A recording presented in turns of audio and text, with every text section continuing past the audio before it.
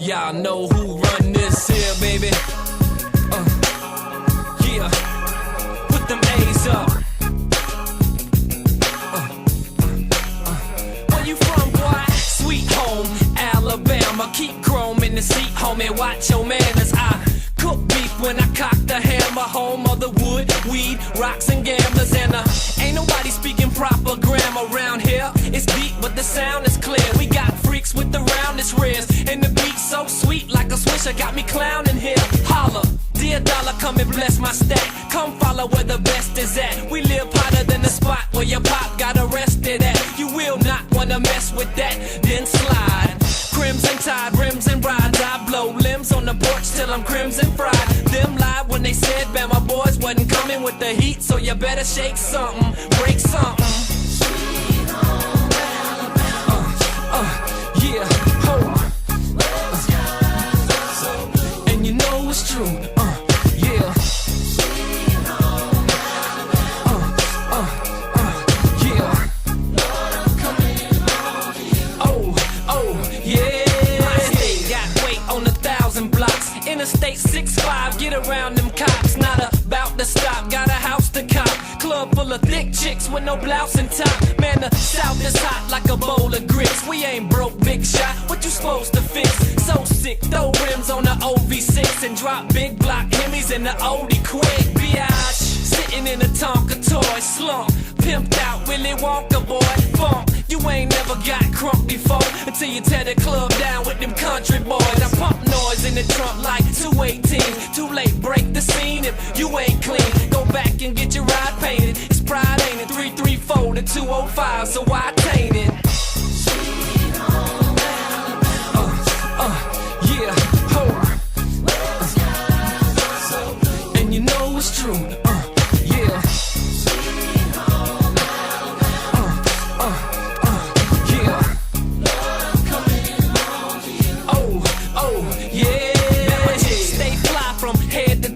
Energized on so much jive, you never know. Lean out the ride, let it go, bet it for show. That everything from their eyes to their necks a roll. Correct, bro?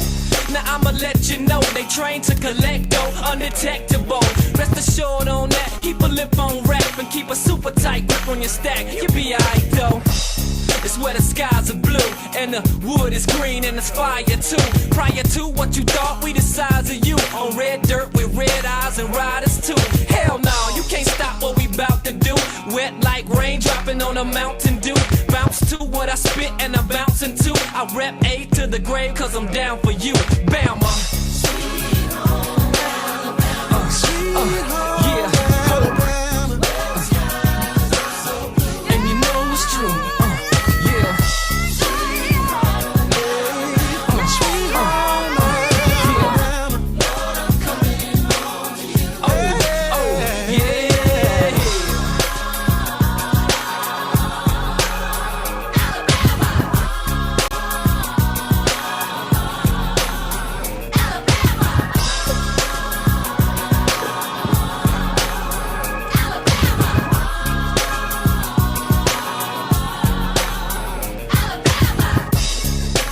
Well. Welcome to the show. It's good to see everybody. Thank you for joining me for the Gabbin and the Games, also known on today as a funeral for a friend. We have some video game news to get through. It's kind of some interesting stuff going on. And then, of course, we will spend most of today's show talking about the collapse of the industry as we know it. Mostly it'll be the disc stuff. And if you want to call in, there should be a link in the chat right up there on the for you to call in. You don't have to be on camera if you don't want to kind of share your views on this thing.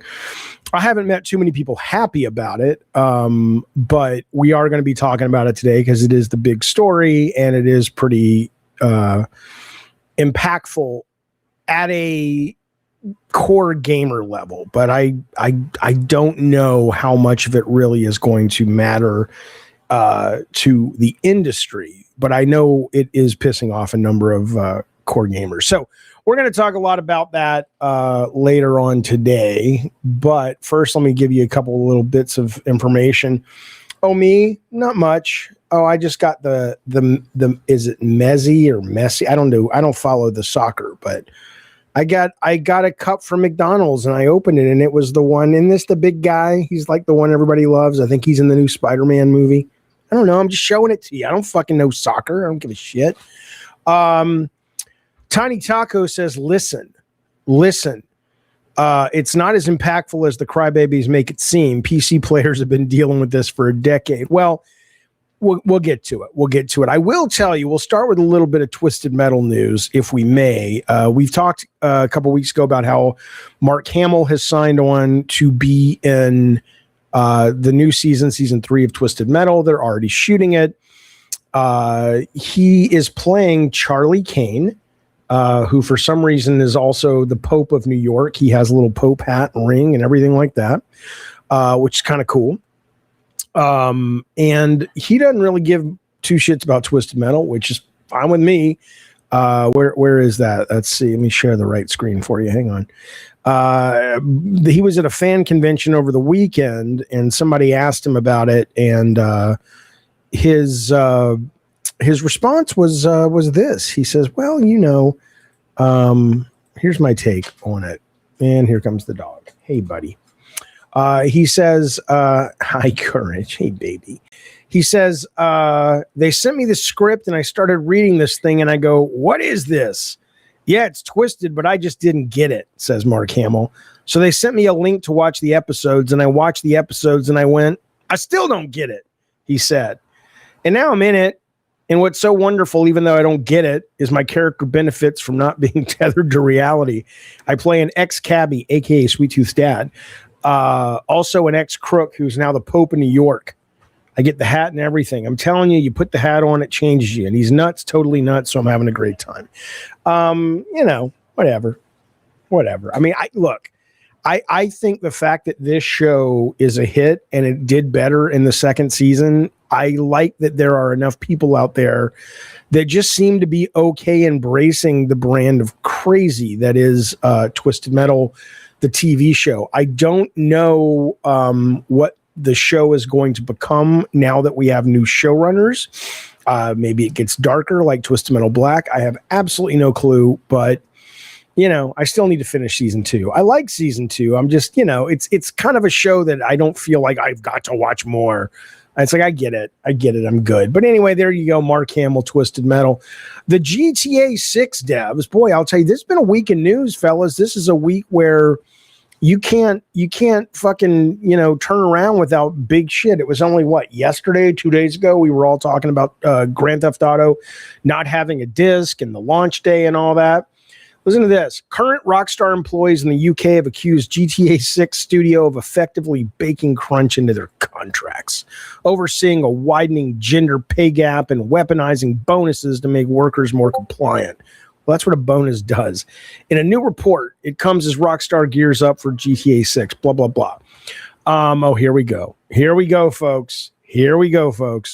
The employees in question are part of the newly founded Rockstar Game Workers. Now, I haven't read this yet. I was saving it so we could read it together as pals do. But my guess is these are QA guys, but let's find out together. They've been speaking to Game Developer about life inside the studio, but have chosen to remain anonymous to avoid reprisal. The sources are not part of the group of devs who are currently taking legal action. That's different. Okay, for starters, they accuse Rockstar of a lack of transparency, predictability, or fairness around pay, alleging that a sustainable portion of the compensation takes the form of bonuses that can either be a windfall or less. That's a bonus. Apparently, bonuses can be docked based on completely subjective or retroactive criticisms. Yeah, that's how it works. You think Clark Griswold got his Christmas bonus? No, he had to kidnap the head of the goddamn company he worked at to get what he thought he deserved. A fifth of your salary could be withheld without any justification or based on a single surprise factor, they said. Yes, I'm mocking this. Yes, I'm making fun of this. Because I'm just like, these whiny little fucking bitches. You guys are making the biggest fucking video game in the history of the medium. Did you go to Rockstar and think, I'm going to go home at 5 o'clock every night and get to my racquetball class? What's happening? What do you mean crunch? What do you mean my bonus is tied to how hard I worked? and how much I contributed. Yeah, that's how it works. As a result of this and the inconsistent pay, workers may feel, quote, they have to be as pliable as possible to their boss's whims. Who are these Gen Alpha, whatever, Z, whatever morons? It's called work, man. Sources claim Rockstar's gender pay gap has widened as initiatives to address this have been abandoned, that night shift workers no longer get any extra benefits. In general, one source said, there are those receiving excellent pay for their work and are grateful, and there are those that are woefully underpaid. If all this seems pretty dire, the article goes on, the nastiest accusation involves how Rockstar management may dance around the topic of mandatory overwork. Quote, crunch is prevalent enough that the company built it into our contracts as standard, an opt-out of the working time regulation that stops your employer being able to ask you to do more than 10 hours each week. The union successfully ran a campaign to inform people they could opt back into the regulations, which resulted in Rockstar management simplifying the process and removing the obligation to meet with HR. Part of the problem with crunch is that there's not an agreed definition. Finally, the union workers accuse Rockstar of hypocrisy with regard to the curtailing of remote or hybrid working.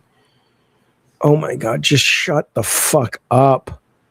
Shut the fuck up. My guess is the majority of these, somebody gave a quote the other day and it was a guy from QA. And again, nothing wrong with QA. You got to have QA right now. But I'm just like, Jesus fucking Christ, man. You think, what do you think? You think Rockstar sitting on the verge of the biggest game of all time is going to be like, well, we got to make sure the QA guys are happy. There's like 6 of them that are like, this is not accurate. This is go work somewhere else.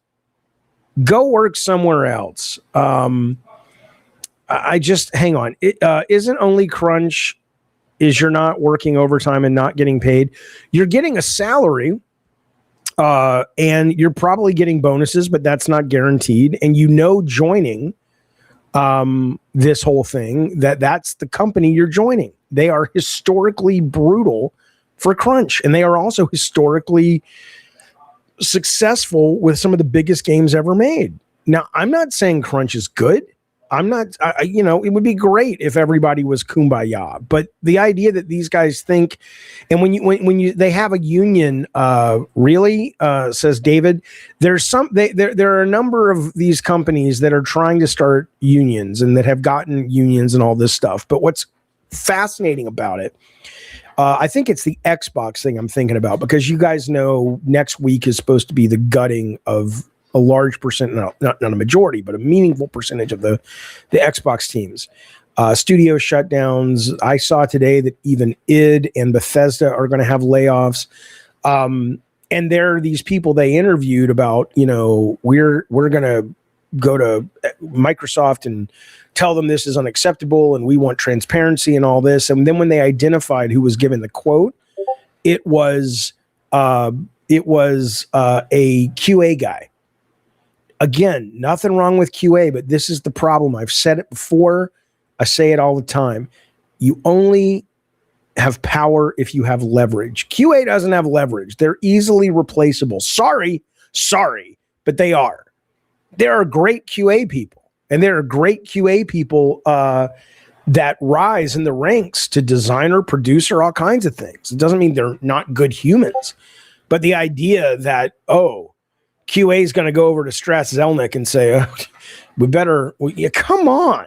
These guys are just fucking more. Yeah, it's like quoting a janitor, says the carpenter. You're right. You goddamn right. All power to the people. Okay, says Gun. Sure.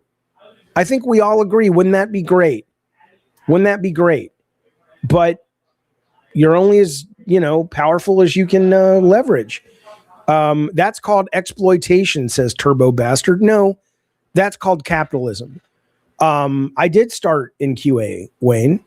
Do I approve of it? Do I approve, Turbo Bastard, of people being exploited? Of course not. But what bothers me about this is not that these people don't like being exploited. I'm bothered by these people because they're so fucking naive. about how to make change and bring about change. And unfortunately, the press has continuously been two-faced and complicit in keeping them naive, because they'll report this stuff without really going into the details that these guys don't have a pot to piss in. It's like, oh, we're demanding this. We're the Xbox union. We're demanding demand all you want. We're still going to lay off a shit ton of people. You're not going to fix that just because you know what? You're going to get fired anyway. So strike. That's not the point, Addie Pine, you know it. I'm not saying it's naive that they don't want to be exploited. It's naive that they think that the way to not get exploited is to be going into sort of negotiation battle with not a pot to piss in. Usain says, I think my gaming career is over. This was my dream, and look what's happening. The gaming industry is amazing right now, or the game art form. You don't really want to go into the game industry, at least as a creator, if this is scaring you. What is happening is terrible right now in the industry, but it's a correction that is needed. Of course, the job loss and all that is terrible, but the industry, the art form, the medium is thriving. It is excellent. It is exciting, especially in the indie space.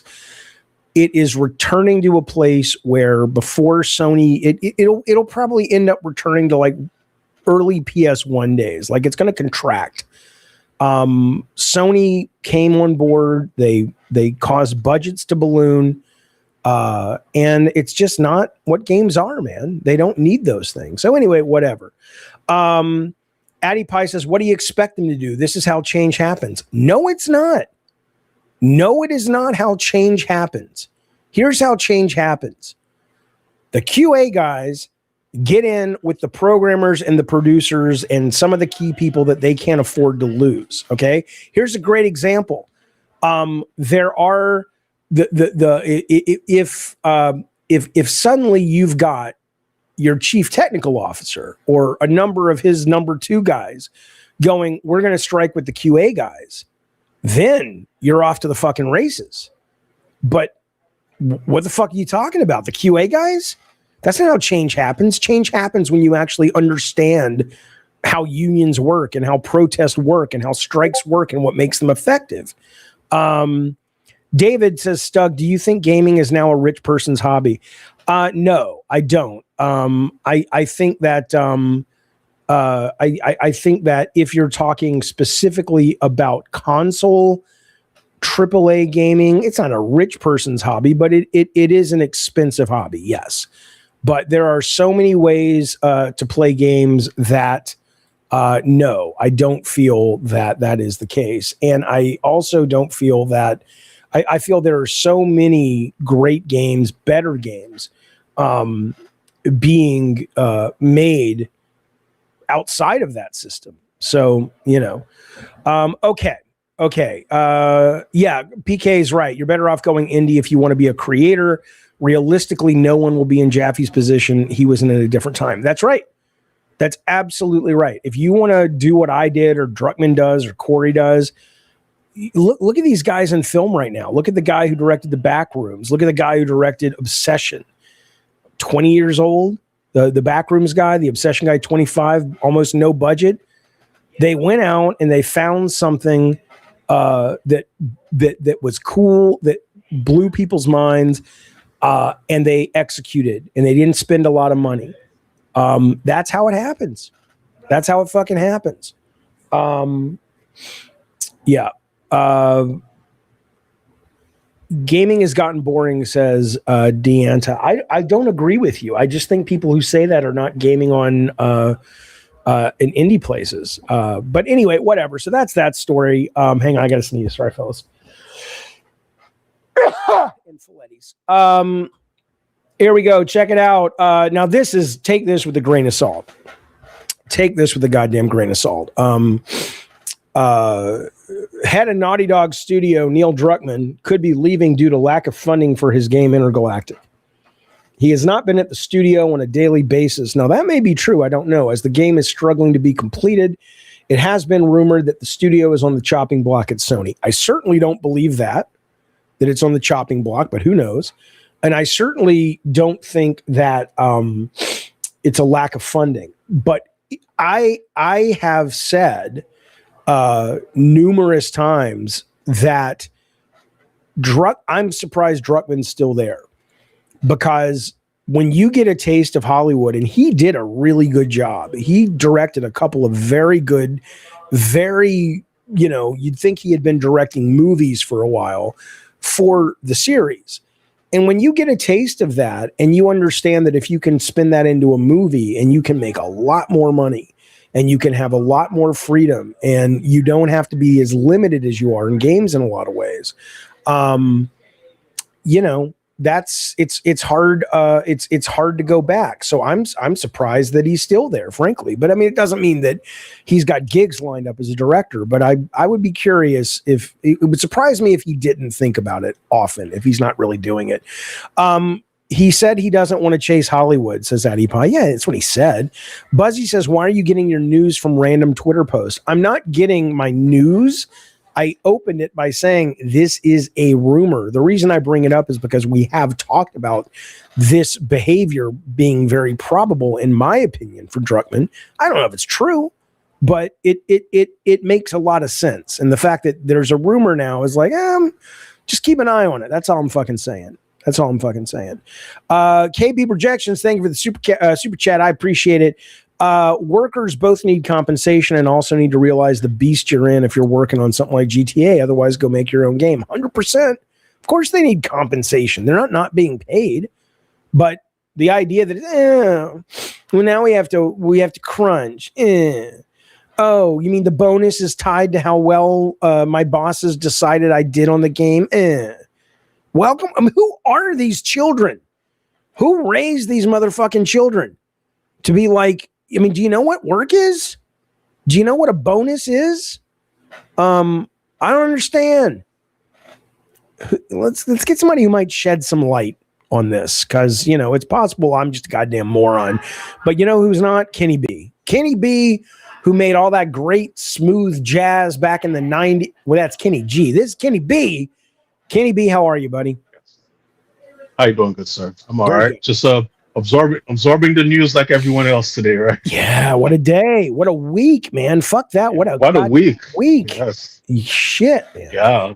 So what do you think? And then even going into next week, because I'm not sure if Microsoft officially announced who is who, right? Yeah, they haven't actually gave the play-by-play numbers. Apparently it's going to happen after the 4th. It's going to happen on the 6th is what I'm hearing, but who knows? But yeah.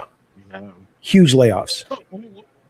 So when it comes to this conversation, as someone who's been collecting since the PS1 days, listen, guys, it was inevitable, right? Like, I remember I had this conversation with my son and his friends because he was in a group chat, right? And so I told him to ask, I'm like, how many of them like purchase physical games? Because some of them play Roblox, some of them play Fortnite. How old's your son, though? He's 15. Oh, 15 years old. So those kids give a shit. Go ahead, tell me. Preach. So he is exactly. Think about that, Kenny. A white man telling a black man to preach. Like I've fucking ever been in a goddamn black church. Closest I've been is watching Sinners. Anyway, the point is, Kenny B, go. So once again, like for all these guys I'm seeing on X who are kind of losing their minds. Yeah. Like guys, like we had our fun, we had our run. The majority of the purchases are digital. That generation that they're aiming for, right? Once you get into the PS6, that's the market that they have to cater to. They don't care about physical games, guys. Now, what I do think they should do, if they're smart, right? I went as far as sending them a message. I sent one to Nintendo, Sony, and Xbox. I'm like, guys, let's take advantage of the tokenized market. For example, let's just say, right, you purchase a game on the PlayStation Store, but someone maybe wants to trade with you, or someone wants to purchase your game. Why not sell the game, just like you would do like with at a GameStop, but then the publisher gets what I call a swapping fee. Yeah. So maybe it's $5 to swap the game or something that if it creates some type of market so that individuals like ourselves could still enjoy that kind of feeling of digital ownership. I mean, just throwing ideas out there. No, I mean, it's a good idea for the consumer, but there's no reason for them to do that, right? I mean, like what I like that like Steam has family sharing. There is a PlayStation sharing thing right now, but I've never actually used it, so I don't quite know how it works. Like, is it as simple as if I buy a game, I can let you play it, but as long as you're playing it, I can't? Yeah, pretty much. It's something to that effect. Yeah, you could kind of control the. I did that with Division years ago, where someone was playing it, and I was able to actually control their character while they were playing. So it's pretty. That's through that. Yeah, but I think this is different. That's sort of screen sharing or whatever. But this is like where you actually, as long as you're not playing it, I can play it. But so I absolutely agree though with your idea. It would be great, but I don't think they would be incentivized to do that. But I think you're right more about going, the writing has been on the wall. Our time is kind of over when it comes to guys. We're old guys. That's right. And I had let me see what this is. I had I think it was Darth Nugget from our Discord. No, it was Joker. He said this. He says, "It sucks not being the target demographic for the hobby you love anymore. Unfortunately, the people who want physical games are frankly the minority. Think the numbers for PS5 was 8 to 10 digital purchases." And he's right. If you look at your screen, I mean, this is over the last how many years? This is over the last couple quarters, fiscal years, but over the last, so this is like 3 years. It started with 79 million digital, and it was 168 physical, and now it's 70 million physical and 248 million. Jesus. And this has probably gone up, right? This was COVID right here, but this is fiscal year, not quarters. Okay, yeah. So 2017 up to 2025. Okay, so yeah, though, I mean, it's welcome to the goddamn 90s, man. That's the way it works, right? So the last one I wanted to talk about here is the callers. Okay, great. I was gonna say because I'm hearing the feedback. Okay, it's much better now. Also, guys, from a cost perspective, we see what's going on out there with the prices, with the different specs and whatnot, whether it's RAM or storage and whatnot.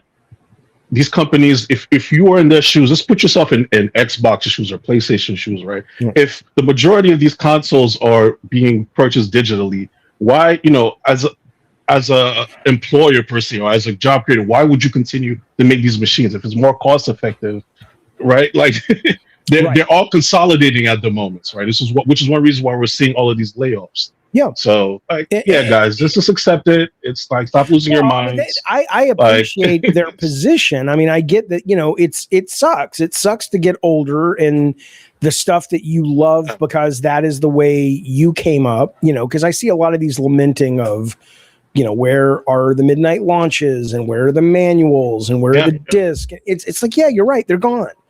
But you're older. You're old, like you said, it's like my kids. And the technology, once again, and most importantly, it's more cost effective, guys. If I'm a business owner and someone tells me, if you go digital and that's where the marketplace is going, I'm saving X amount of dollars. That's a no brainer, guys.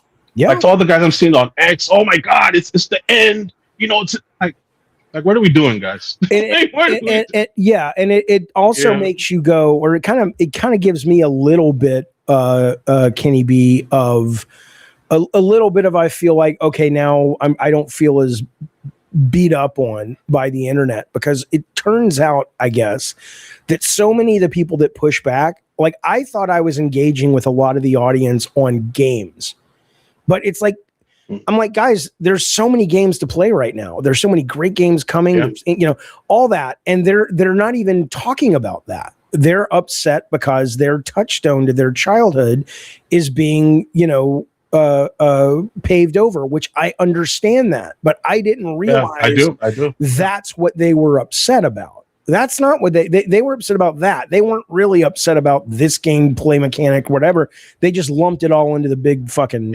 stew. You know what I mean? And listen, I get it. Listen, every for the past 4 years, I go to the Long Island Gaming Expo.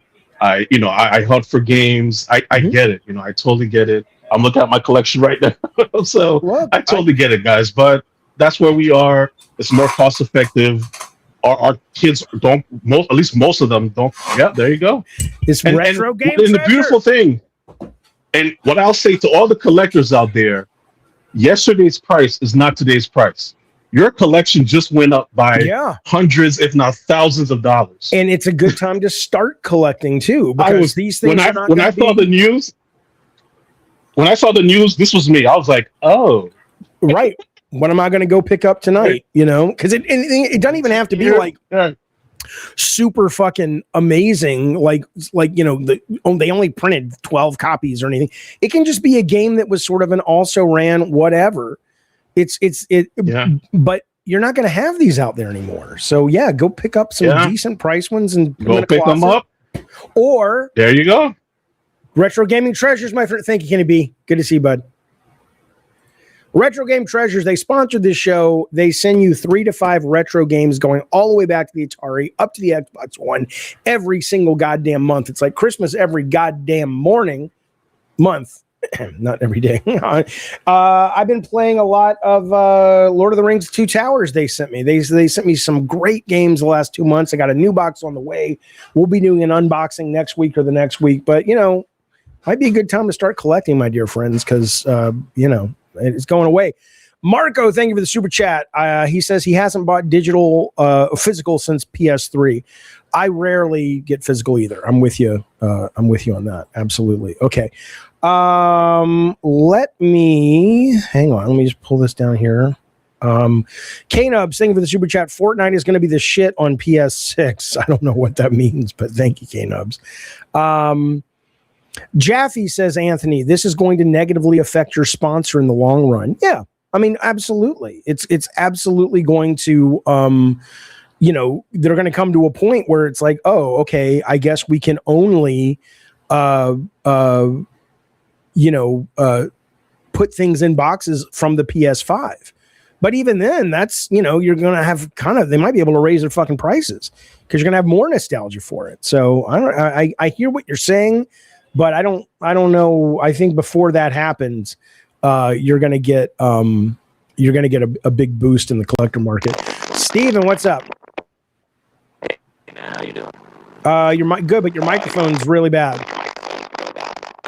I'll try this again. 4 seconds.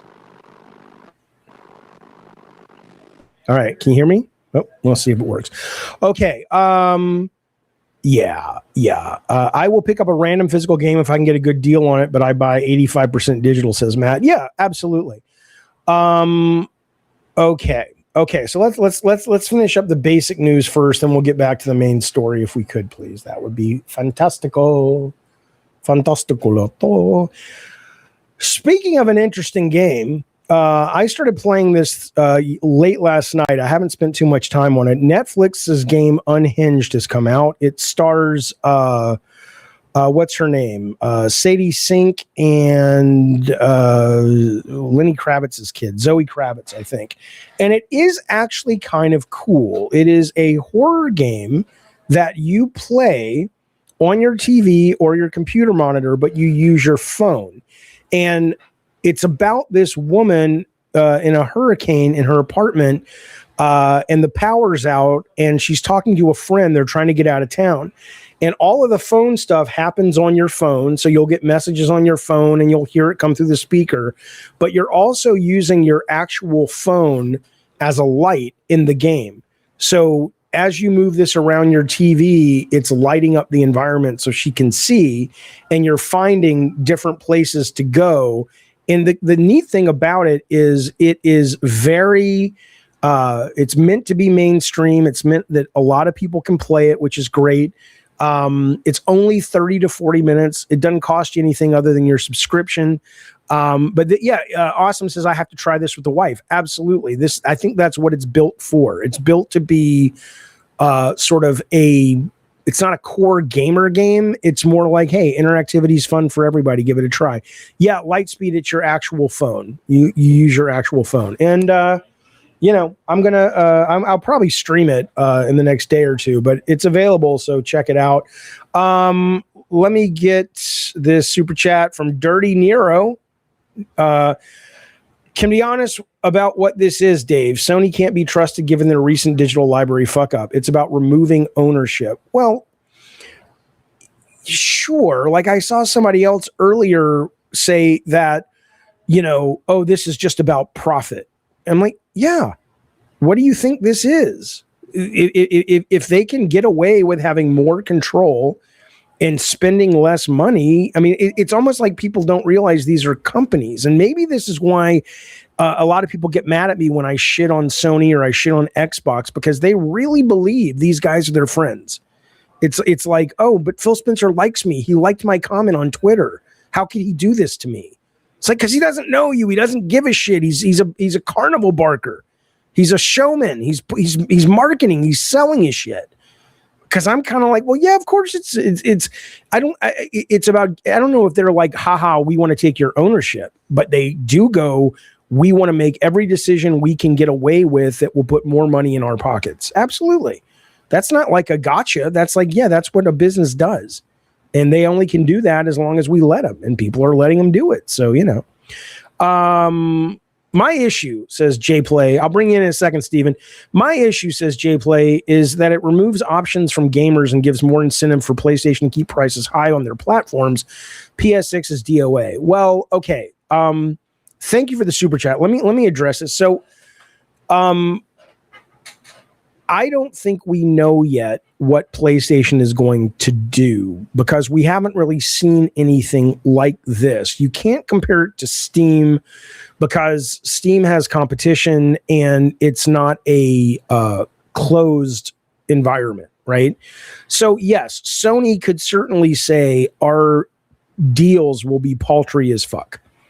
100% they could.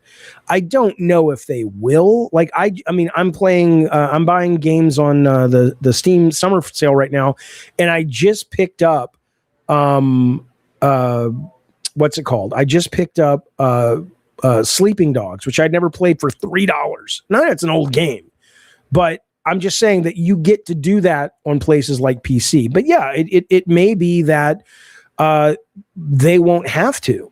But it was interesting that Sean Layden came out yesterday and said, I don't think Sony is making any sense when they said not putting their stuff on PC anymore. Now, maybe they knew this was coming. I'm sure they did.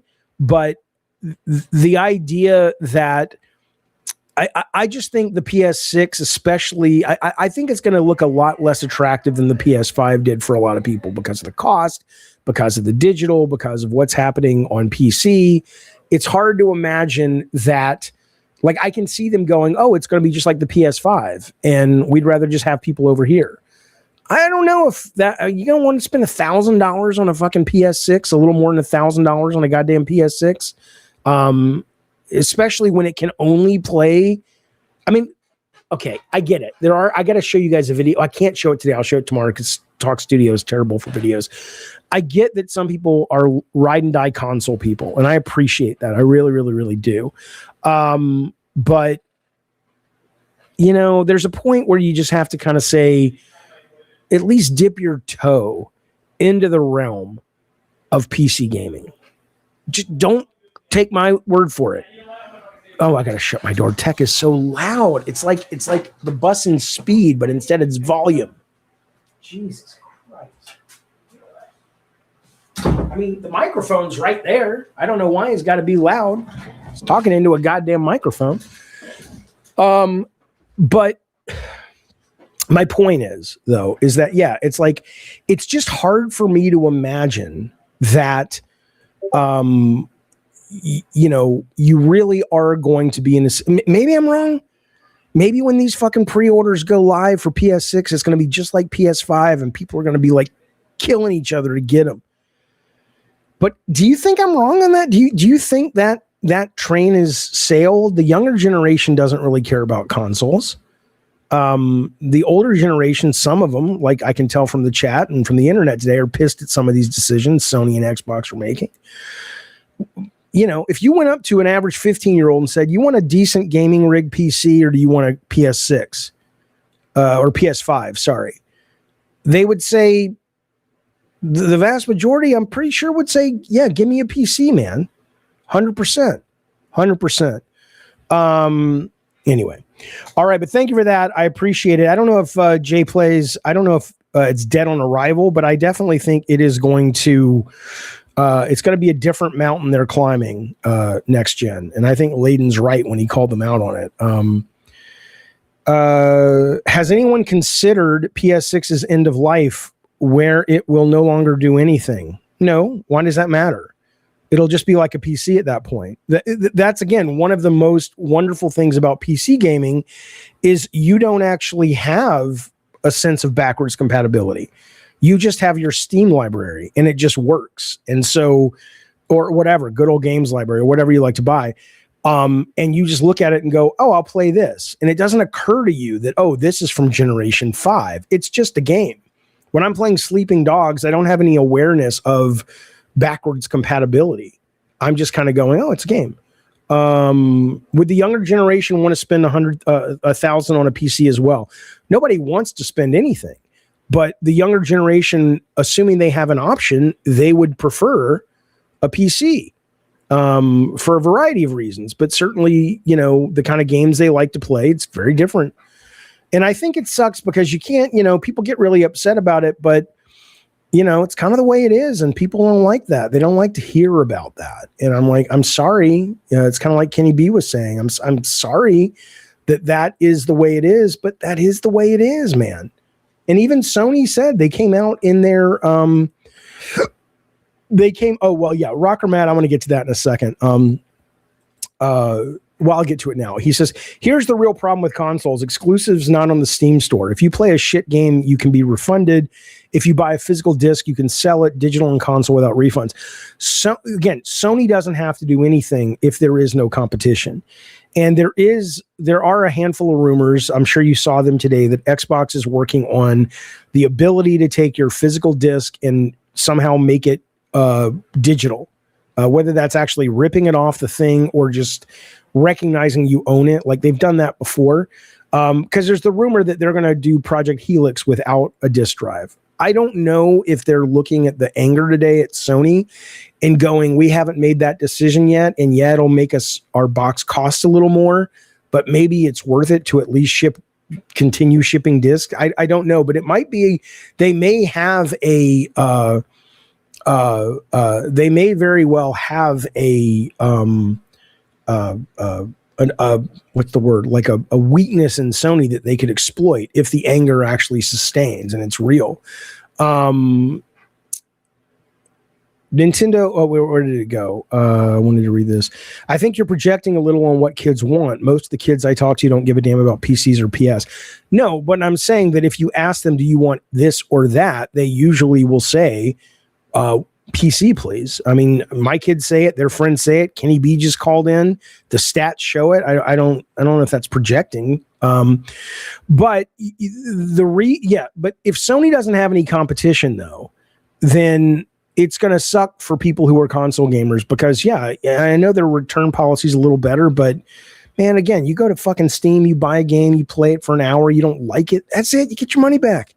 It's crazy how much more consumer friendly the PC is.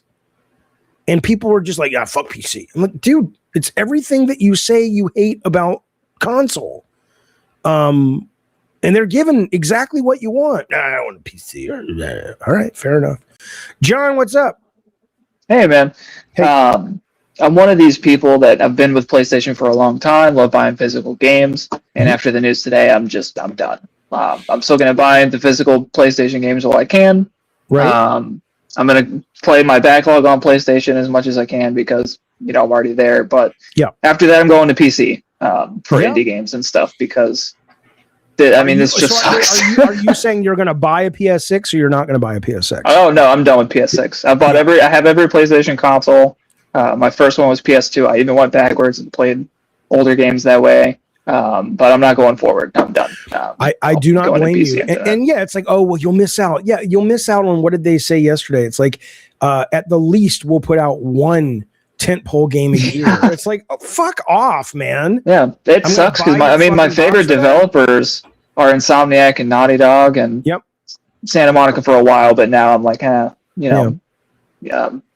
I kind of want to push back on a little bit about some of the things you said, some of the things Kenny B said. Yeah, go ahead. first thing is I don't give a shit if it's more expensive for Sony to make the discs.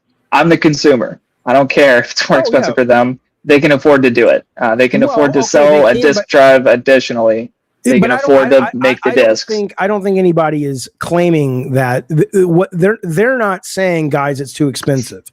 They're saying the stats show that the number of people that will actually affect our bottom line is minuscule compared to what we will save.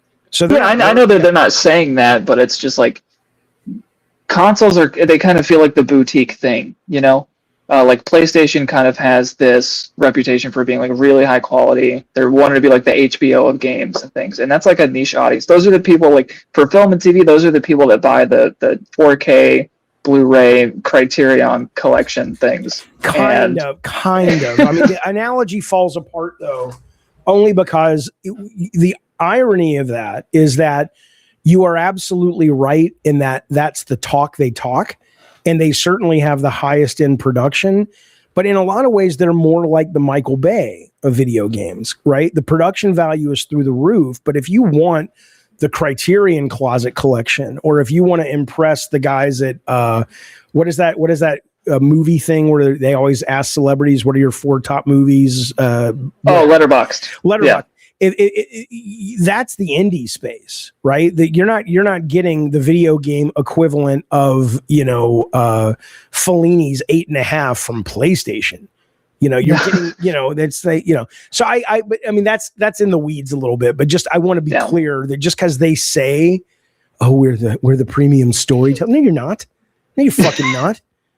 But anyway, I mean, I thought Last of Us 2 was like an excellent story. I did too.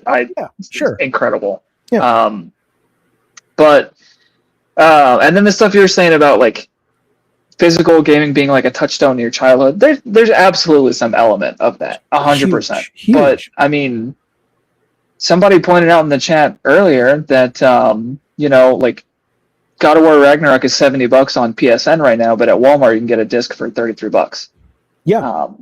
It's you're just gonna have less choice when it's all digital. And if I've got 2 friends that are like borrowing different games for me, Dead Space Remake and Clair Obscur, and I'm not even like worried about getting them back because I want them to be able to borrow discs from me while they can. But this is going to be a great experiment. So like if you're talking, and this is another reason I think everybody. I know people just, I don't make any money if you go PC. I love games so much that I want people to appreciate how much cooler it is. And not because the tech, I'm not a tech guy, but if you look at if you go to the let's take a game. Let's take Dead Space Remake, right? Which is a great fucking game. Right now you can buy that on Steam. Guess how much that will cost you on Steam? Right now. Somebody in the chat is saying $5, and I believe $5.99. If you buy it on PlayStation right now, let's see. I don't know. Maybe they have a deal as well because they're doing their summer sale, so it may be equivalent. And again, it's not exclusive to them, so they have to compete a little bit. But you best be, assume it's going to be when it's an exclusive to them. Okay, so Dead Space. You can get Dead Space. They don't even have that one, but it's. Let me just type this. Hang on. How much? All right. Dead Space on PSN will cost you $69. You can get the digital deluxe edition right now for $20 because they have the summer sale. But even that, they're still what? $12-13 more than Steam. It's kind of ridiculous. I mean, it could have been $0 if they just borrowed the disc from me, but but there's only one of you. There's only one of you. And Joker says PS Store has pricing based on the user. I mean, everybody's doing that. Right now they've only done it with discounts, but yes, everybody is doing that kind of individual pricing, and if the audience doesn't push back, they'll just keep doing it. And that's one of the other things that the physical thing is the final nail in the coffin for me with console gaming. It's the final straw that broke the camel's back. I'm mad about. I know you're not going to like this, but I'm mad about them possibly putting AI in PlayStation 6. I just don't want it. Just don't care. I'd rather play like Mina the Hollower than but I don't know, the DLSS slot version of Resident Evil 9. But I mean, that's any that's got nothing to do with the PS6. I mean, I know they haven't released specs to suggest that all the PS6 games are going to run through an AI filter or anything, have they? Yeah, but on a PC, I don't have to get like whatever graphics card has that stuff on it. I can just get a lower end one and play things like Shovel Knight. Yeah, but even NVIDIA has said that you have the ability to turn that off on the new cards. You don't have to run it with the AI filter. But we'll see. Yeah, will we have that on PS6? I don't know. No, probably not. Yeah. Last thing, it ties into what you're saying. Derek says, Justin, PC is, I don't know who Justin is. PC is multi-use system. Steam has better refund policy. Why buy a closed system for $1,000 when Sony can price gouge you for it? Yeah, I mean, these are guys that are, to quote the movie, they're writing checks their body can't cash. It's like, guys, you don't have the high ground anymore.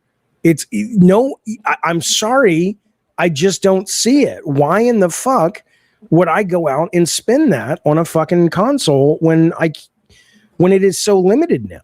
It's nuts, but I get it. Brand loyalty is a thing. All right, buddy. Thank you for calling. I appreciate it. Of course. All right, let's bring in Boycott Sony real quick. Boycott Sony is Jaffe. What's going on? Can you hear me? Hey, it's it's the guy who, how's your girlfriend? We don't make those jokes anymore. Okay, fair enough. What's going on, bud? What's going on, man? Well, how are you doing? I'm doing great. I'm doing really, really good. I'm doing this stream, which is one of the favorite things I do. And then afterwards, I'm going over to the locale server and we're watching Obsession in the VC.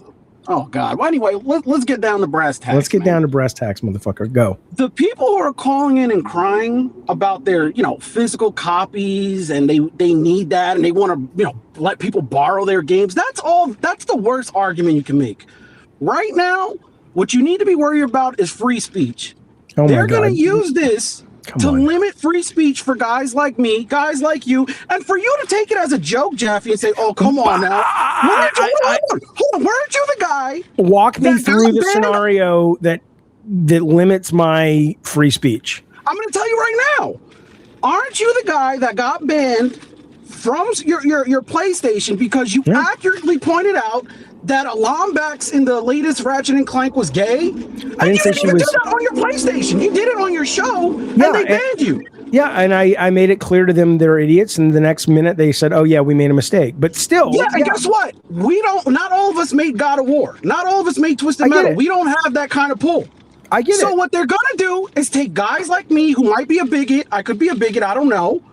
And now I can't say something at work. I can't even share a secret with my girlfriend. I can't do anything because they're going to take my thousands of games that I own on PlayStation. They're going to take it away from me, and it's a good way to correct behavior. That's what's going to happen. And it happened to you, so you shouldn't act like it's crazy. It's crazy, though, because I'm not saying a company is above that. They'll do whatever they want to do for profit. But I'm just saying that the scenario that has to occur where Sony somehow hears what you said at work and is like, you get home and you have an email that says, "We noticed you can't sign into your PSN account. That's intentional. We heard from Jasmine in the copy room that you asked her, which fucking Jonas brother she wants to have sex with, and that's not appropriate, and you no longer give." Come on, how does that work? Well, didn't they update their terms of service to incentivize snitching? So now on PlayStations and Xboxes, they allow you to record things, send it to Sony, send it to Xbox, and all of a sudden you can get banned for it. That's literally in the terms of service. And here's what I will tell you: if they actually do that, then they will continue to lose customers, because one of the things that I have great respect for Steam for, and Steam doesn't get it right all the time either. Like when they didn't put that horse game up, or sometimes they'll pull this game or that game. But Steam is like, look, we have things you can't do in your games, but there's fucking porn on Steam. I mean, it's porn central if you know where to look on that fucking thing. And I respect that. They're like, look, we're just a store, and yeah, the idea that here's what I will agree with you. Okay. The ability for Sony to say you don't get to play that because we find it offensive, or we don't even find it offensive, but we're worried a very loudmouth mother in the red states will go to Fox News and it'll hit us with PR. So that new game coming from Vanillaware with the big tits, that's not coming to our fucking platform. That's another reason you shouldn't buy a fucking console at this point. All right, well, let me just say these two things. Yeah. Are you not worried, though? Because it happened to you, and I know you got it straightened out right away, and then you look at what happened with Colin, right? And somebody hacked into his account. And again, he has some pull, he got his account back. But there are people who have been, buying digital copies of their games for about, 10 years now? More than maybe that. more? Yeah, and more. they can lose all of that. And you're not, there's no insurance. There's nothing there that helps the person who paid all that money. Right. Here's what I'll tell you. I absolutely think, and in Europe, a lot of times things start with Europe because they have much better customer service, not customer service, but consumer protection laws. So maybe it'll happen there and they'll have no choice. But there should be a law that says, you can, if I paid you for this, license or not, you can take it away because I've agreed to that, but you give me my fucking money back. Right. Even if you say we hate P Turtle because we think he's a bigot, and we know fine. They do. Right. That's fine. And they take all your games away. That's fine. But you better fucking give P Turtle his fucking money back. I'm saying. At least I think that absolutely needs to be put into law. And I can't imagine it's not going to be eventually. There will be some watershed moment where it affects a lot of people. And all I ask, Jaffe, is for once in your life, stop being a champagne socialist. It's time for you to stick up for the working man, the blue collar guy like me. It's time to use that microphone to say, listen, I just said they should pay you money. I know. And I'm saying that's the first time you've ever said anything decent on your podcast that stuck up for the gamer. It's the first time. And I've known you for about 8 years now. I stick up for the gamers all the time. But sometimes the gamers are little petulant children that are fucking morons, and I call them out. We have the right to be. We have the right to be, and you should always stick up for us. Okay, you can go fuck yourself. All right, Pete Turtle. See you later, it's buddy. Nice talking to you, man. Later. You as well. Bye, bud. Let's bring in Cyclown. What's up, Cyclown? Cyclown. Yeah, I saw that, Anthony, that they're pulling movies and TV as well. Didn't stop killing games fail in Europe. Okay, Cyclown, figure it out. Call back if you want. It did. It got pretty far. But look, I think that it should have failed. I think going to someone and saying you bought Ubisoft's The Crew, and we shut the server down and you can't play it anymore. That one's a little. I think there's a difference between saying we're taking your game away just because, or for this reason or that reason, or this license reason, versus going, we're taking your game around because we no longer can afford to run the server. I think there's some nuance there you have to take into account. But if it's just a licensing issue, or it's that we don't like your politics or whatever, you need your fucking money back 100%.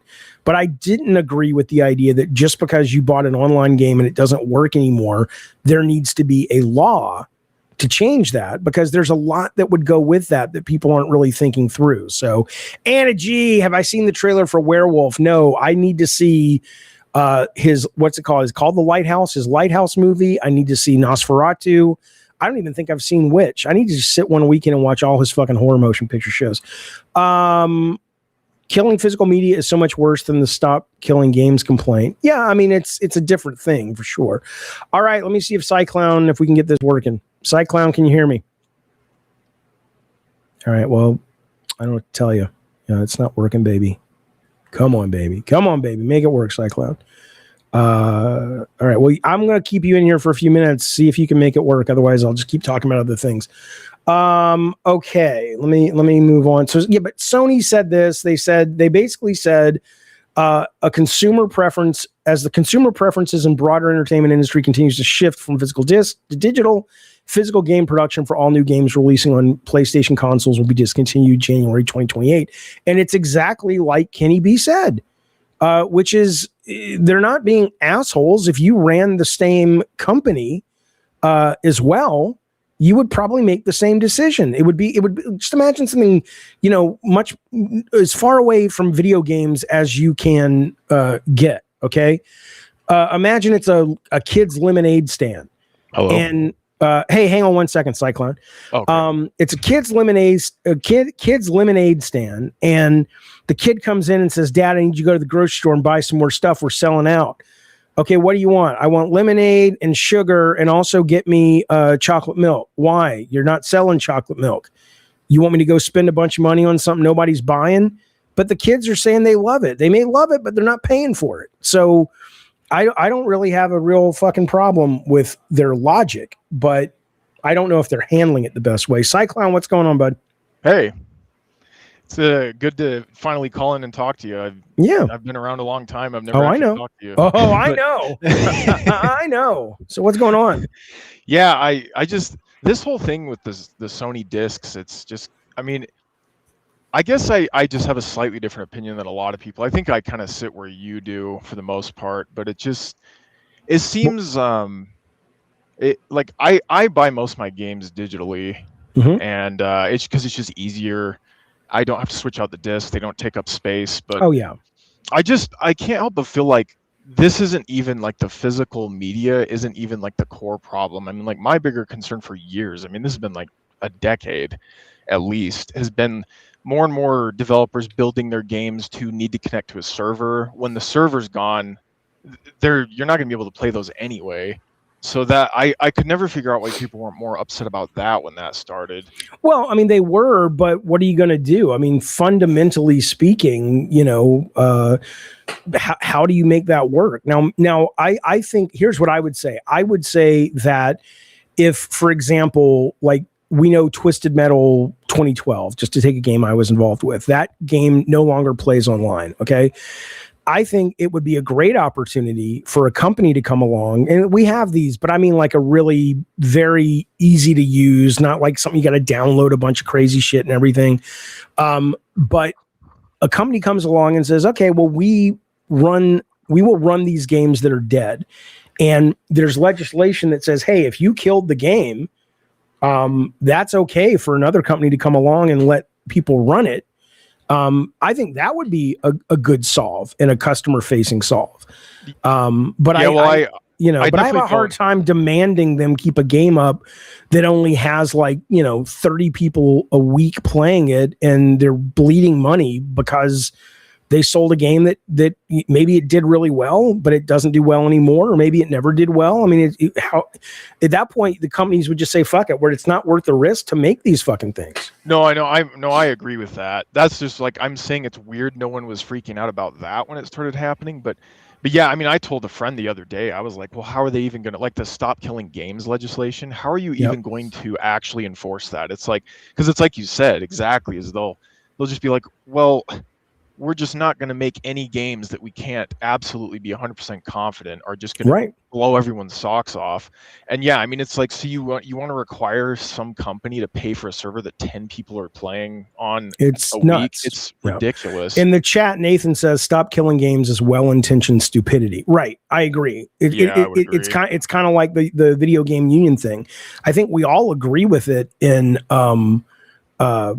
principle, but the logic behind it is goofy.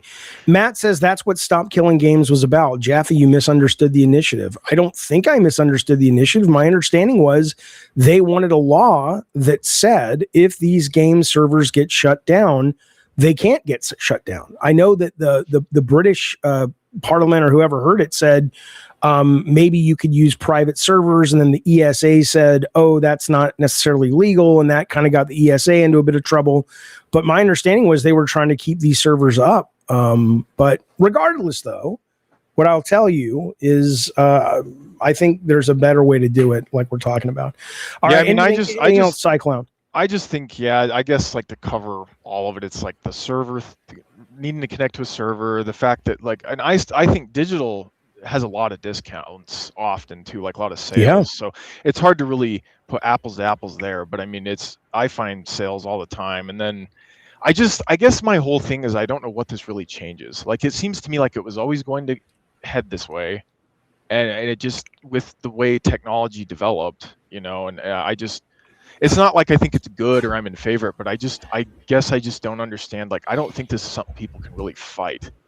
I mean, they can. I mean, look, these are companies, but I think the reason they can't fight it is that there's nowhere close to being enough people who actually give a shit. It's not like the guy who just called in who says he's not buying a PS6. That'll hit him, but it's not like there are other companies out there that aren't giving him what he says he wants, right? I have no intention of buying a PS6 right now. I mean, obviously it'll depend on the exclusives, but I barely turn on either of my consoles at this point. So I think Sony said that something like 80 or 90% of their sales are digital now. I put the stat up at the beginning of the show. It was it's huge. It's 248 million digital sales in 2025 compared to 70 million. 248 million compared to 70 million physical sales. Yeah, it's ridiculous. Why would you even entertain this? But I guess one more thing too is like that it's been a long time since I've really had a lot of satisfaction from even taking home a physical copy anyway. I mean, it's like they don't have booklets anymore. No. I already know the game I'm buying. I don't need to look at the box art because I looked online. It's just kind of like there's nothing about it that's really making me feel like I own the game, even if I bought the disc. It's just there's nothing. This changes nothing for me personally. No, and I do think that goes back to when we were talking about earlier in the show about, I think there's a lot of mourning of, the nostalgia aspect of it. And I think that is a very valid, very universal experience. Everyone, as they get older, what they associated with a wonderful childhood, teenage years, early adult years. Oh no, the record stores are gone. The bookstores are gone. I mean, every generation goes through it, Yeah. And so I get where that's coming from, but I wish that a lot of these people online were able to sort of disconnect the very healthy emotional mourning of sort of, rites of passage, midnight launches, manuals, all that, from the fact that it doesn't necessarily mean it's bad business. Because if it was bad business, it would be like, all you have to do is look at Sony when they were all in on 3D televisions. There's the future. Yeah. It's the future. They were trying to shove it down everyone's throat. Nobody wanted. Guess what? They don't make 3D televisions anymore. The other one that was the way it works. By the way, I have to tell you, and this is why I am a bad businessman, but I don't care. I don't care. Because above bad business, I'm passionate. We have a new sponsor coming to the show in August. And what they literally do is they make game manuals for games that didn't come with game manuals. That's pretty cool.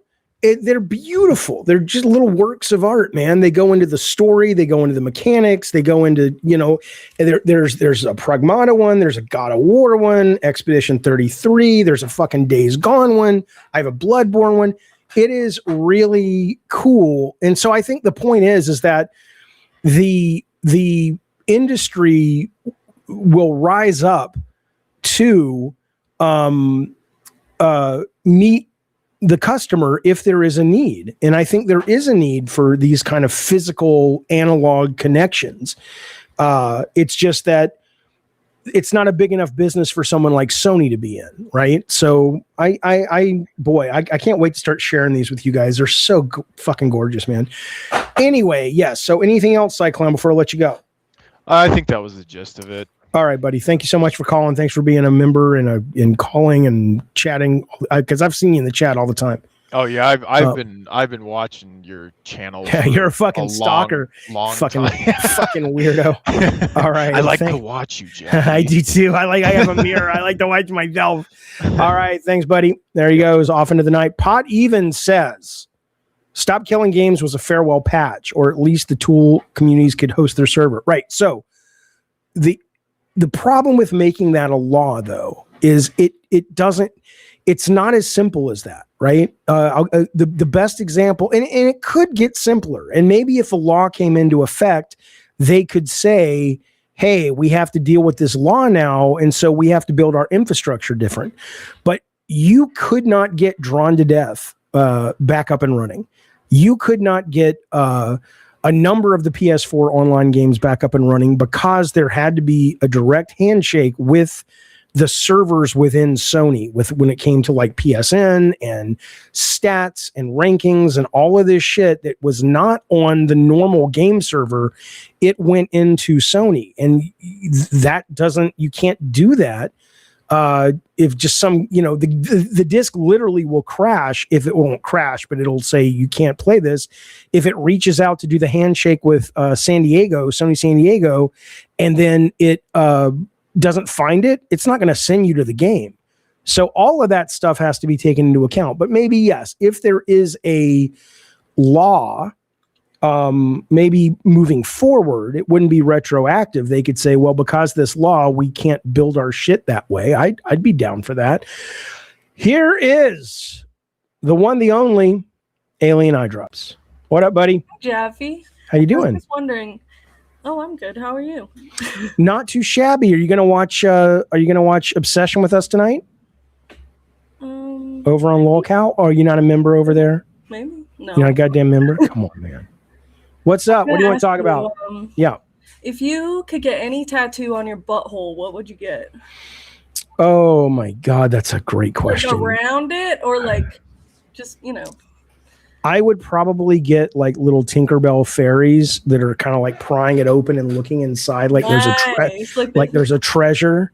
Yeah, that's what I would do. That's what I would do. Love that. That's all you called for? Is that what's happening? That's it. You ever been to Wawa? You know what? You go to hell. You go to fucking hell.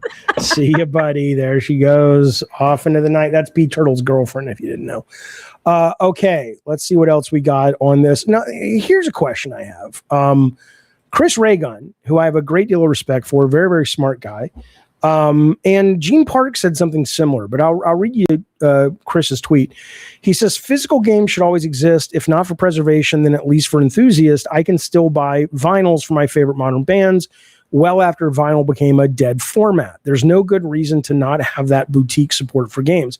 I don't understand this. Yeah, she's too old to be Pete Earl's girlfriend. That's right. I don't understand this take because records play on any record player. Back in the day, Lennon, it's not that I'm not answering your question. I'm not getting to that yet. I know your question. I'll get to it. You could also, I don't know, pay for a super chat. Could do that. But records, RCA made record players, 20 different people played record players that it could be played on. VHS tapes could be played on a number of different companies' VHSs. It was the same format. The idea that you're going to say, okay, so Sony is making a PlayStation 6 game and they've decided they're not going to run discs anymore, but this boutique company is going to put Laufey PS6 on a disc. Okay, great. But then they're going to also make a PlayStation 6, at which point it's no longer, sustainable because, they're going to have to charge probably more than Sony because they're not building at volume to do that. Third-party Blu-ray player compatibility could fix that, says Pot. So you're saying, and this may work. So you're saying that you would make a digital game physical, and then if you have an external drive that hooks into the PlayStation or the Xbox Helix or whatever, the data could transfer that way. If that could work, then yeah, I think then what's the problem? I don't know if Sony would have to sign on to that, say we accept this, we allow this. But if that would work, then the real question is just sort of, is there a business there that you can make money? But yeah, I wouldn't have a problem with that. Turbo Bastard says it's pronounced Lofe. I don't give a fuck what it's pronounced. It's a stupid name. It's a terrible idea. I have nothing but anger towards that. The question is, says Cyber Apollo, this was over on Twitter, will people really care that there are digital games won't work in 20 to 30 years. How many people today are playing games from the year 2000? Now, I pulled this up because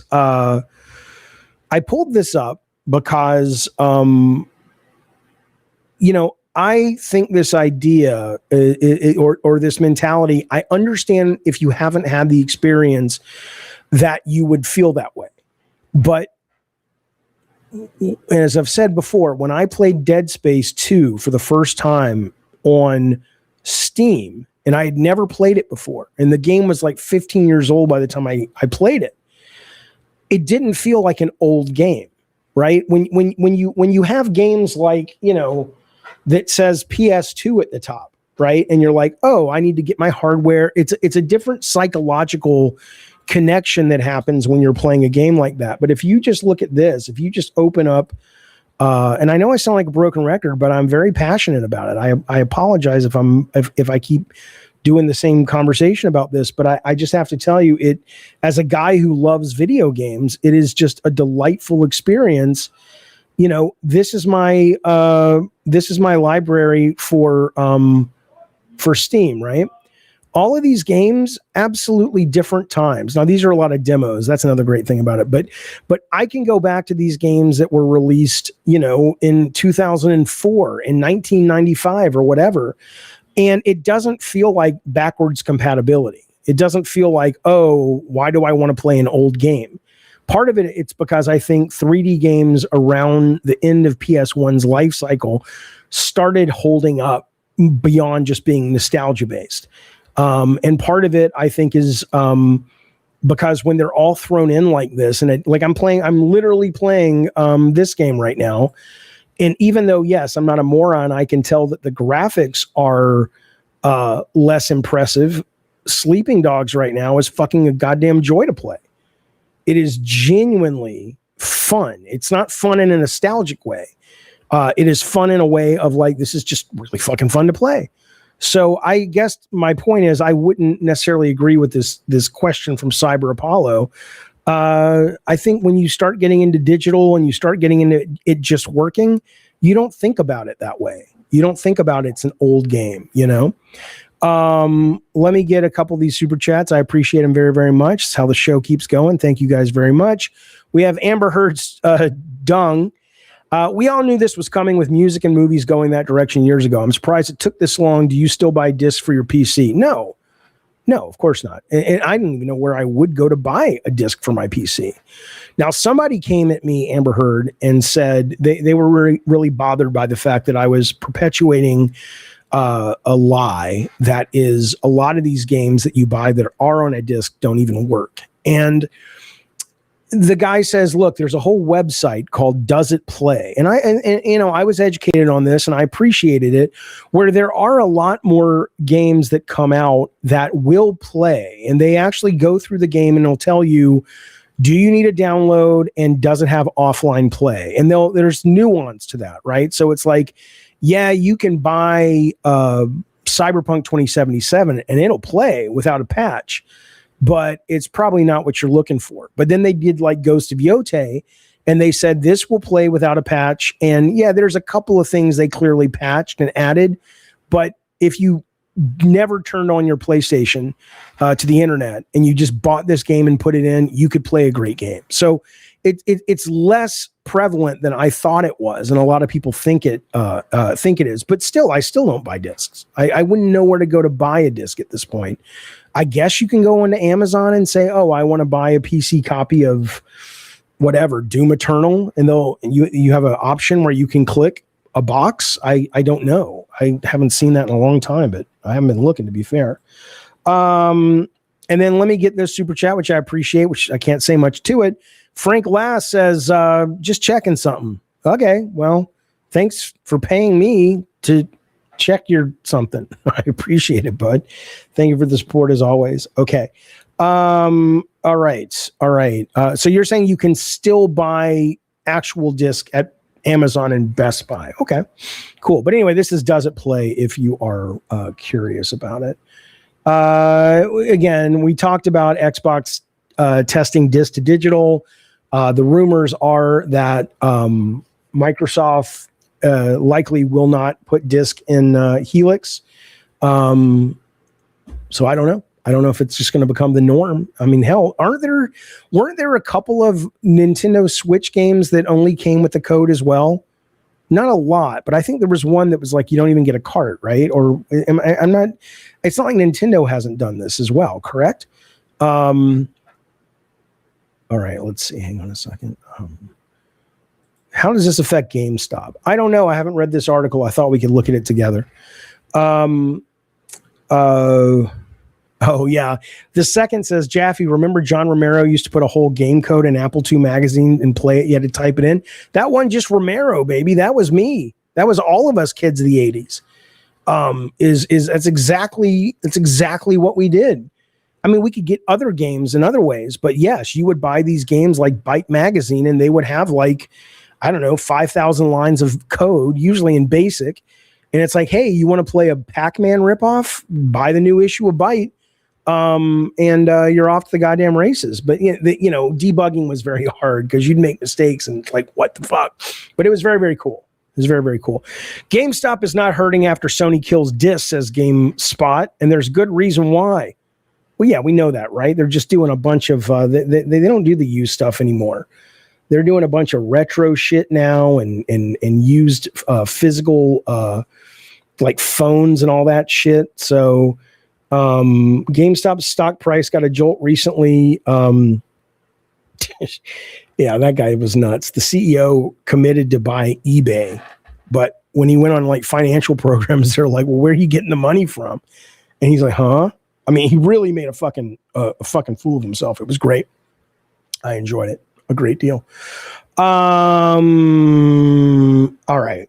There we go. So anyway, I'm happy to keep talking about it for a little bit. I'm happy to take your calls. That's all the news I got for today. But it's been listen, fellas, it has been a week. It has been a goddamn week. It has been a month. And again, I love it. I don't love that people are losing their fucking jobs. Of course not. I don't love that there are people that are I used to be terrified of losing my job at Sony. Because there was just no sense of control. There was no sense of like somebody could wake up in Japan and have a bad day and suddenly everybody's laid off in my division. It wasn't that crazy, but I'm saying it was out of your hands and I didn't like that feeling. So I get the fear. I get that it's bad for humans. But I will tell you, as a guy who loves video games at 55 years old more than I ever have in my life, and I'm a kid who grew up with the arcades, man, I love what is happening as the industry corrects. I made God of War with the team. I immediately, when it was done, knew, for me, this is not what games are. If I want a movie, I'll go watch a movie. I'll go read a book. Doesn't mean I don't like stories and games, anything like that. I do. It's just, it doesn't need to cost as much to make these fucking things brilliant. And I love that we're seeing a correction, because if it turned out the vast majority of the world wanted to play these big budget wannabe Hollywood games, which is one of the reasons, and these big production value games, we wouldn't be seeing this correction. You'd be seeing more people coming into the industry playing as players. But the younger generation doesn't give a shit because they're like, no, we're good. We'll take Peak. We'll take Roblox. We'll take Phasmophobia. We'll take Fortnite. And I think that's great. I think it's fucking great that at the end of the day, it's the mechanics or Nintendo that rule the roost. Yeah, Real Boss says, I think they're going to cancel Blade and Arcane. Yeah, that's what I hear. They would actually pressure. Okay, so Jaffe, back to the crunch talk, says did you guys crunch on God of War Twisted Metal? Yeah. Fuck yeah. In some ways more because there were less of us. But yes, no, the only way it wasn't as much as the games didn't take as long. But yes, people have been crunching since the first caveman opened up a little business. I don't know how that worked. But the point is, yeah, that's the free market. If you want to succeed and you want to win, you either have to have a brilliant fucking idea that doesn't really matter if it's executed perfectly, or ideally you have both, a great idea and you execute the shit out of it. But that's someone else is out there working when you're going home at 5 o'clock. And there are video game companies that say, that's okay. We don't, that's not our business model. But when you're talking AAA or really anything that's personal or AAA, yeah, you goddamn right. The thing that bothers me about it is that the companies, the press will report on it like it's bad, and then they'll cover the games anyway. So they're just a bunch of fucking hypocrites. And the other thing is that sometimes I think these developers need to be called out for being morons. It's like, for somebody so fucking smart that you can write a goddamn 3D engine, you didn't know better that when you were going to go work for fucking Rockstar that was basically a fucking sweatshop? What the fuck is going on? How did you not know that? How did you not fucking know that? Matty M, it's Jaffe. What's going on? How you doing, man? Good. What's up? I just wanted to talk a little bit about, like, I don't understand why all these gamers are talking about all the stuff that goes along with gaming that isn't the software and the actual games. Like, what the working conditions at Rockstar, physical games. Like, who really cares that much? Well, if you're talking about that, I mean, look, the number, here's what I would love to know. It's related to what you're asking, but it's kind of a long way around to get to it. I would love to know how, like, are there gamers out there today that are just fucking playing, right? And they don't give a fuck about what Kotaku has to say. They're not on Reset Era, NeoGAF. They don't fucking know who in the shit Kojima is. They're just like, I love games, dude, and I like to play games a lot, right? Because that's what it used to be like. And now I don't know what the vocal minority is anymore. I don't know if the things you're talking about, like crunch, really matter in a grand scheme, or if most people know about this stuff. I have no fucking idea, but I'm with you in that I wish people, it's fun to talk about drama. Everybody likes drama. I'm not some kind of like, oh, let's only talk about just the pure mechanics and what they symbolize. But I do think we should talk more about that. I do think we should talk more about, oh my God, guys, have you seen this game? It's so fucking cool. But, that's not really what seems to get people excited. That's probably what it is. It's the algorithm likes the drama, and so everybody does the drama.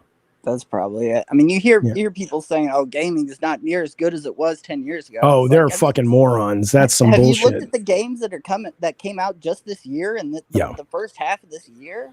I mean, so many great things. I'd rather them say, to me, the games are not as good because I've grown up and nothing can compete with nostalgia.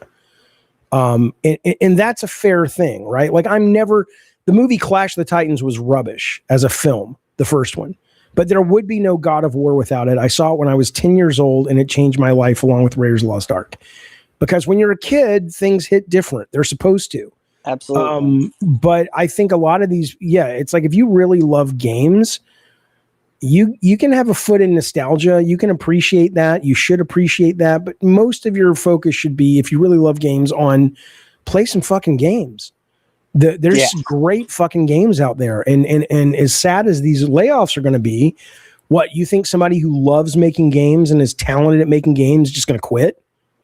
And they'll start a company. They'll do their own fucking indie thing, whatever. So no, I think it's but yeah, Gravy Biscuits, I agree, and I agree with Matt. The gaming right now is the best it's been. It's fucking excellent. It's an excellent. I mean, we have new stuff, and then we still have all the stuff that people talk about. Was so great back then. You have new stuff. You have old stuff. You have new stuff that looks like old stuff but plays with quality of life like new stuff. Like Neon Inferno and that last fucking RoboCop or Terminator game, and it's fucking ridiculous. It's fucking ridiculous. So, all right, Maddie, I appreciate it, buddy. Yeah, I'll see you soon. Yeah, you too, man. All right, man. All right, fellas, that's gonna wrap it up. This has been Gabbin' and Games for what's this thing called?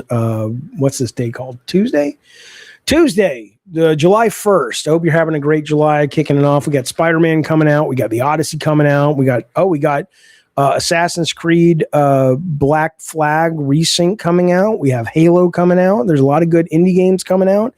We got board games too. Did I show you my board games? Before I go, folks, I got to show you my board games. I would have if this was an option, I would have stayed in the game biz, but alas, 'twas not. 'Twas not available for me. But here you go. The Twisted Metal Milton Bradley board game. I don't know how you can't love that. What kid wouldn't want to play that goddamn thing? Blinks the Time Sweeper, the board game. That's pretty good. That's pretty good stuff. There you go. KP says Blinks. Yes, I am very. Thank you for the super chat, KP. I am playing the Halo game. Yes. Wayne B says this gen has been garbage. Did you guys just start gaming? I think you're out of your fucking mind, and I'll tell you why in a minute. The God of War Ancient Myths battle game. How could you not want that? Grand Theft Auto 5. The game's actually in this box. You got Superman 64, the Phantom Zone Ring Challenge, and then Custer's Revenge, a desert trail pursuit game. People came at me on the internet last night. That's AI slap. How can you be doing AI slap? And I'm like, oh, it's really easy. You just go over to like Google Gemini and you just type in a sentence or two. That's how you do it. Maybe they didn't know, but now hopefully they know. But no, the idea though that games are terrible today. What do you look? Let me just come on, man. Let me show you something. Metacritic. Let's go to Metacritic. Let's go to games. And let's go to best games this year. And I would like to do it last year too, if I could, because 2025 had some great fucking games as well. Okay. Okay.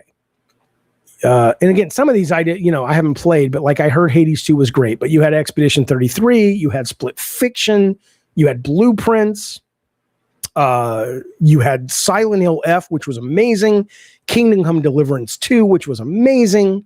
And I'm not gonna, some of these I haven't played. Like I didn't play Death Stranding 2. People said they loved it. Not just Shinobi, but you had the other one, Dispatch. You had Shinobi and you had Ninja Gaiden, the 2D one, which was excellent. Silent Hill F, which was my game of the year. Like Arc Raiders was awesome. Ghost of Yote was fucking awesome. I don't know what these people are talking about. I don't know why, people feel that games are bad today. And then this year alone, we've had great games as well. So I just have to say, what are you smoking? Is what I would like to say, because that's just simply not. Indiana Jones, right? What are these guys talking about? I don't get it. All right. My dear friends, that has been Gabbin' and Games for today. Thank you so much for supporting the show, watching the show. We'll be back on this channel all the time with videos, with Gabbin' and Game episodes. This week, we're going to be doing scariest game demos of the week with me and Ms. Bunny Button, the coolest clown in the internet world. Where we're going to be playing some games that are really, really cool and really, really great horror demos. And then later tonight, if you're a member over on Lolcow Crypt, we will be watching Obsession as our final thing. Let's bring in Hayward. Hayward, what's up? What's going on? What's going on, man? Doing a stream. What you doing? No, just had some questions I wrote down. Just figured like if we can rattle them off. Yeah, go for it. Starting with so I don't know, maybe I heard this on the grapevine, but I heard you were a pygmy expert, so I had some pygmy related questions. A pygmy expert, like you mean like the small ethnic group. I don't know much about them. Small, and I'm talking small. So yeah, no, I don't know much about them. I had is do you know which country is the largest population of pygmies right now? No, but I do know which country has the biggest penises. Oh, really? Yeah, we were talking about this on the Lolcow show because like the average penis size in the UK and America is like 5.5 inches. Wow. But America and the UK are right in the middle. But the top 4 countries that have the world's biggest penises, they are African countries, and the Sudan is the number 1 country, and I think they said it was like 7.2 inches. Wow. Yeah. So, but pygmies, how far is that from the Republic of Congo? Don't know. I don't know much about geography. I'm wondering if we can have like a Venn diagram of the largest pygmy penis and then the largest penis in the Congo. And I wonder what the overlap on that is. Yeah, I wouldn't know. I'm That's not a scientist. Look, a guy with lab coats and glasses figures that out. Okay, I report it. I talk about it. I don't fucking would know would a pygmy in a lab coat and glasses figure it out? As far as I know, I don't know. I mean, I assume they can do science like everybody else, just because they're small, just because they're diminutive, pygmy just because they're culture and Lilliputians. food. What do you think pygmies eat? Do you think they I don't eat know smaller any food? Are there actually pygmies still? I don't even know if they exist. I thought you were the expert. No, I think you clicked on the wrong link, baby. This is not. Yeah, this is not what you think it is. I thought you were David Jaffe, the pygmy expert. No. I mean, as far as I know. All right, buddy. Not a problem, Hayward. Yeah, I hate to disappoint the guy. Poor guy. He came here today looking for his pygmy data dump, and I just let him down. What are you going to do? All right. What I'm going to do is head out and get ready to watch Obsession over on Lolcow and prepare to be back tomorrow with you fine folks in a variety of ways. In the meantime, thank you, Energy, for modding. Thank you for all the calls. Thank you for the super chats, the memberships. I really do appreciate it. Thanks for letting me do this job. I adore it, and I'll see you guys soon. Bye, everybody.